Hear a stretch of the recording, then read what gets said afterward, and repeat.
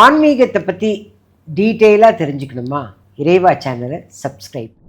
உலகெங்கும் உள்ள இறைவனர்களுக்கு வணக்கம். நான் உங்க வித்யா கார்த்திக். ஒவ்வொரு மாதமும் எனக்கு யூனிக்கா ஸ்பெசிஃபிக்கா நட்சத்திர பலாபலன்கள் பார்த்துட்டே வரும் இல்லையா? அந்த வகையில் இப்போ நம்ம பார்க்கக்கூடிய நட்சத்திரம் என்னவென்றால், ஒவ்வொன்றை விட ஒவ்வொன்று பெருசுன்னு சொல்லிட்டே வருவாங்க ஜோதிடத்தில். இது பாலப்படம்.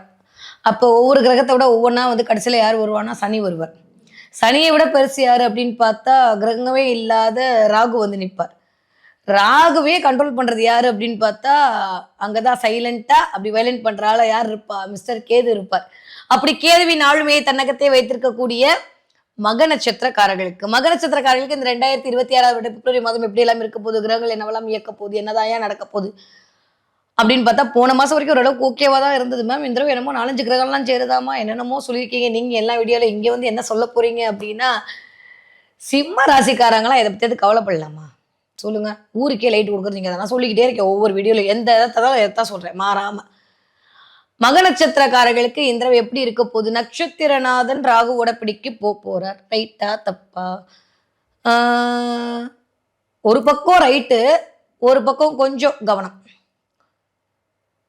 ஏன்னா தலைக்கு மேல இருக்கக்கூடிய கேது என்ன பண்ணுவார்னா, நம்ம நட்சத்திரநாதன் தான் நம்ம கிட்ட தான் உட்காந்துருக்காரு, ஒன்றும் தப்பு இல்லதான், ரொம்ப ஞானத்தை கொடுப்பார்.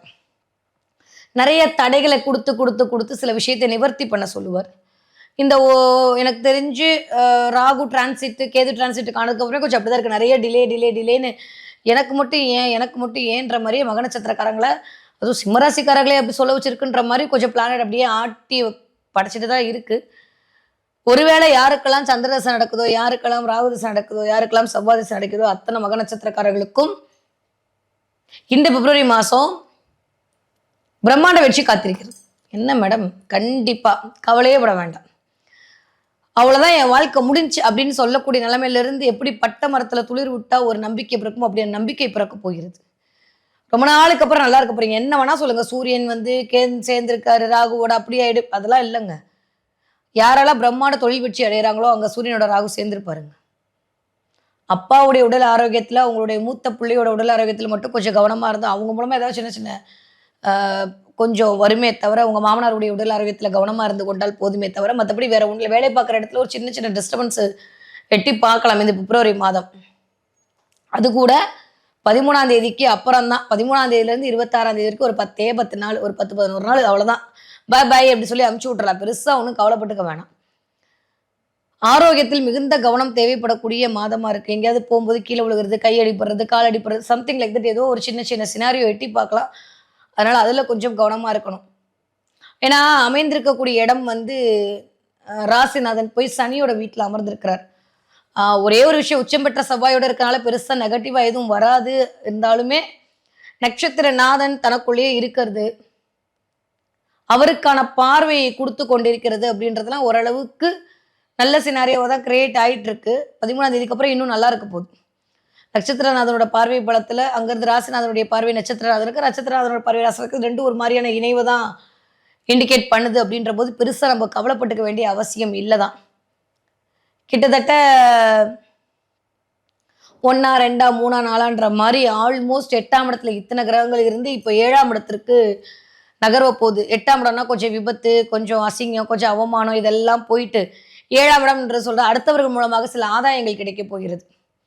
உங்க துணைவியார் மூலம் உங்களுக்கான ஆதாயம், இல்லை உங்க மூலமா அவங்களுக்கான ஆதாயம்ன்ற மாதிரி கொஞ்சம் மற்றவர்கள் மூலமாக இந்த தடவை உங்களுக்கான ஒரு நல்ல ஆதாயம் கிடைப்பதற்கான வருடமாக மாதமாக இருக்கு. ஆனா ஒருவேளை நாட்டல் ஹாரோஸ்கோப்ல நல்லாட்டி மற்றவர்கள் மூலமா வரக்கூடிய ஆதாயமும் இந்த இடத்துல நின்று போகலாம்.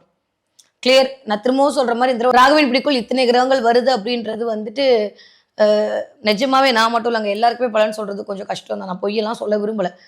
ராகு என்ன பண்ணுவாருன்னு யாருக்குமே தெரியாது. அப்புறம் எதுக்கு நீங்கள் ஜோசியம் படிச்சிக்கலாம் கேள்வி கேட்காதீங்க.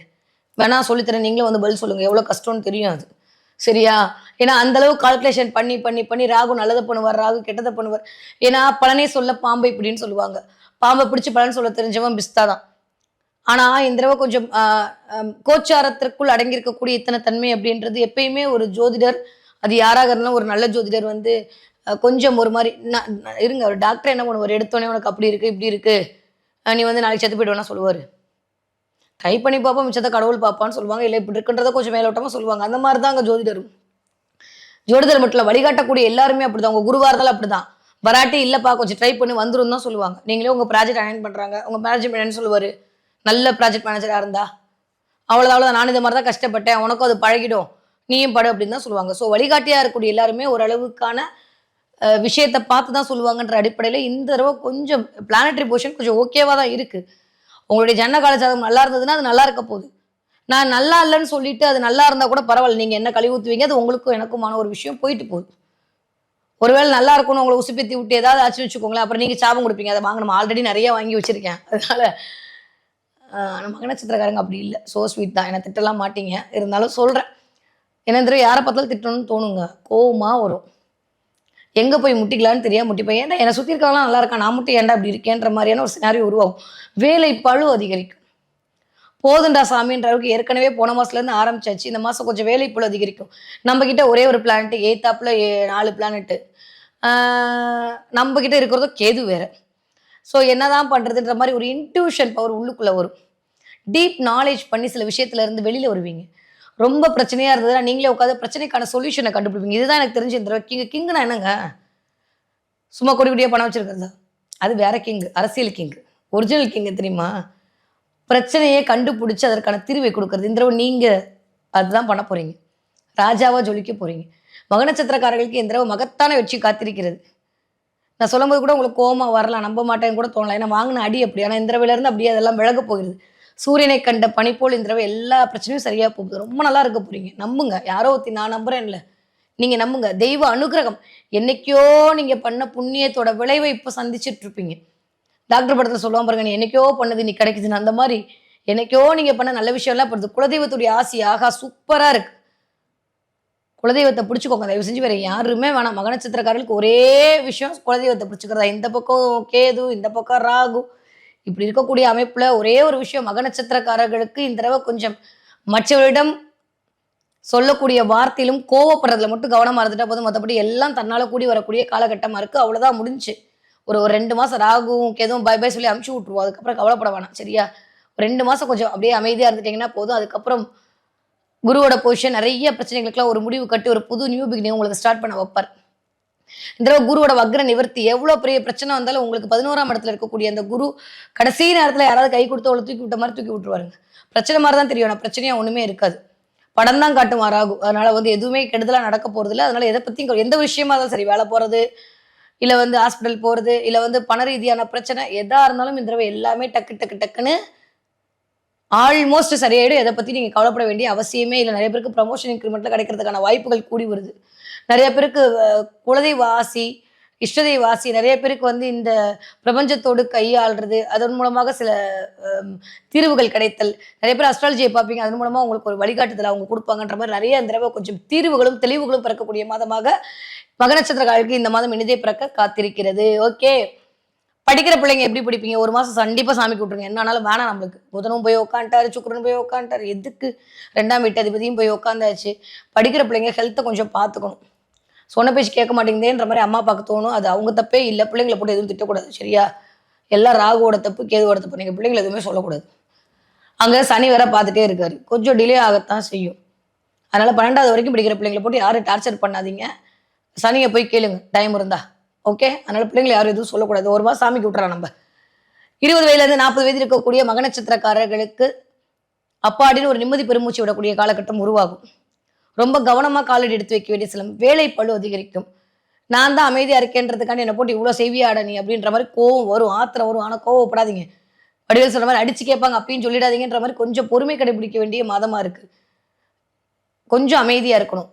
நிறைய டீப் அனலைஸ் பண்ணுவீங்க, புது புது விஷயத்த கண்டுபிடிப்பீங்க. கொஞ்சம் என்னடா வாழ்க்கைன்ற மாதிரி ஒரு சாமியார் ஆயிடலாமா, ஓடிடலாமா, எதுக்குடா கல்யாணம் பண்ண, எதுக்குடா பிள்ளைய பற்றி, எதுக்குடா வேலைக்கு போனோம், ஏதோ ஒன்று எதுக்குடான்ற மாதிரி ஓடும். நீங்களே இப்படி இருந்தால் நாங்களாம் என்னங்க ஆறுது? சிம்மராசிக்காரங்களாம் ஊருக்கே லைட் கொடுக்குறவங்க. எந்திரிச்சு வாங்க, ஒன்றும் இல்லை, பார்த்துக்கலாம். எவ்வளவோ பார்த்துட்டீங்க, நீங்கள் பார்க்காத விஷயமா இந்த ராகுக்கு இதெல்லாம் உங்களை என்ன பண்ணிட போகிறாங்க? அதனால தூக்கி போட்டு வாங்க, சரியாயிடும். ஓகே, 40லேருந்து 60 இருக்கக்கூடிய மக நட்சத்திரக்காரர்களுக்கு ஆரோக்கியத்தில் மிகுந்த கவனம் தேவை. கண்டிப்பாக வயிறு சம்மந்தப்பட்ட இடத்துல பிரச்சனை பண்ணியே தீரும். ரொம்ப கவனம். நிறைய பேருக்கு யூரின் இன்ஃபெக்ஷன் வரலாம், யூரின் போற இடத்துல பிரச்சனை வரலாம். இதெல்லாம் சந்திரன் சுக்கிரன் காம்பினேஷனோட சேர்ந்து இருக்கக்கூடிய அமைப்பு. அதை எய்த்த விட வேற பார்த்து நடந்துக்கணும். மன ரீதியான சில விஷயங்கள் வரும். சில பேர் பெண்களுக்கு சில செலவுகள் மேற்கொள்ள வேண்டியிருக்கும். அது அக்காவா இருக்கலாம், தங்கச்சியா இருக்கலாம், அதுக்கு ஏதாவது ஒரு வீட்டுல பஞ்சாயத்து வரலாம். கொஞ்சம் பெண்கள் விஷயத்தில் கவனமாக இருக்க வேண்டிய காலகட்டம் இந்த வயது ஒத்தவர்களுக்கு. அதே மாதிரி சுக்கிரன் எல்லாமே இந்த கொஞ்சம் சுகர், பிபில இதில கொஞ்சம் கவனமா இருக்கணும். ஹெல்த் ரீதியான பிரச்சனைக்கு கொஞ்சம் கவனமா இருக்கணும். யாரோ ஒருவர நம்ம மருத்துவமனைக்கு கூட்டு போற மாரியான சினாரியோ வரும். அது செஞ்சீங்கன்னா, அந்த உதவி உங்களுக்கு ஒரு நல்ல ஒரு அ புண்ணியத்தை கொண்டு வந்து குடுக்கும். ஓகே. 60 தாண்டிய மக நட்சத்திரக்காரர்களுக்கு இந்த தடவ கொஞ்சம் உங்க அனுபவத்தின் மூலமாக நெறைய எக்ஸாம்பிள் குடுப்பீங்க. உங்கள் வார்த்தை அடுத்தவருடைய வாழ்க்கையை மாற்றும். நெறைய நாளுக்கு அப்புறம் பிள்ளைகளோடு கூடியிருக்கிறதுக்கான அமைப்பெல்லாம் கிடைக்கும். என்ன மதிக்கல, என் கூட பேசல, இதெல்லாம் போயிட்டு கிருஷ்ணாராம கோவிந்தான்னு போலாமான்னு தோணும். சில பேர் நெறைய டிராவல் பண்ணுவீங்க. ஏதாவது 50 வயசு தாண்டுனாலே இந்த தடவ மக நட்சத்திரக்காரர்கள் எங்கேயாவது கோவில் குளத்துக்கு போறது, பாபாவ பார்க்க போறது, சீரடி போறது, மந்த்ராலயம் போறது, இல்ல ஏதோ ஒரு புண்ணிய க்ஷேத்திரம் போறதுன்ற மாரி கொஞ்சம் அத கூட கனெக்ட் ஆவீங்க. அந்த அமைப்பெல்லாம் இந்த தடவ காத்திருக்கு. நெறைய பெயர் புகழ் கிடைக்கும் மக நட்சத்திரக்காரர்களுக்கு. நெறைய புது புது விஷயங்கள்லாம் பண்ணுவீங்க. அதன் மூலமாக ஒரு நல்ல அமைப்பு அப்படின்றது வர காத்திருக்கிறது. எத பத்தியுமே கவலைப்பட வேணாம்.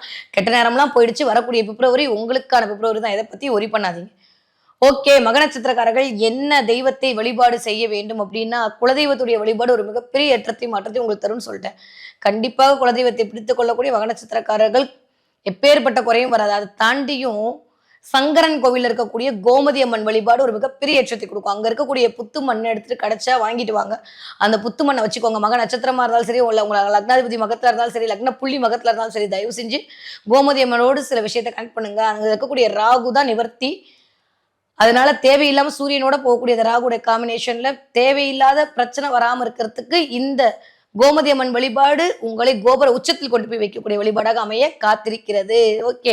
மக நட்சத்திரக்காரர்கள் என்ன பார்ப்பீர்கள்? நிறைய மக நட்சத்திரக்காரர்கள் மான் பார்ப்பீங்க. பார்த்தீங்கன்னா எனக்கு கமெண்ட்ல சொல்லுங்க. மான் பார்க்கறது, மான் போட்ட சிம்பல் பார்க்கறது, இல்ல மான் போட்ட ஏதாவது சட்டை வாங்குறது, போகும்போது ஏதாவது மான் போட்ட படம் தெரியுது, மொபைல் திறந்தா 2 மான் இருக்கிற மாதிரி பார்க்கறதுன்ற மாதிரி கொஞ்சம் மானோடு கனெக்ட் ஆகும். இதெல்லாம் சந்திரனை குறிக்கக்கூடிய ஒரு காரணி தான் இல்லையா? மான் பார்த்தீங்க அப்படின்னா எதை பார்த்தும் மருளாத, உனக்கு நான் இருக்கேன், நீ ஓடுற ஓட்டத்தை ஓடிக்கிட்டே இருன்னு சொல்லக்கூடிய தன்மையாகத்தான் பிரபஞ்சம் இந்த சமிக்கைகளை உங்களுக்கு காட்கும்.